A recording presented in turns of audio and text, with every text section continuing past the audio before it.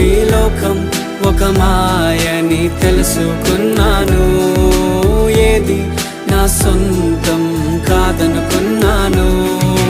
తప్పిపోయిన కుమారుని నేనైతే నా కొరకై నిరీక్షించే తండ్రి నా యేసు. తప్పిపోయిన కుమారుని నేనైతే నా కొరకై నిరీక్షించే తండ్రి నా యేసు. ఈ లోకమంతా నేను వెతకినా నాకు లేదయ్యా ఎక్కడా ఆనందం. నీ సన్నిధిలో ఒక్క క్షణం గడిపినా నా హృదయం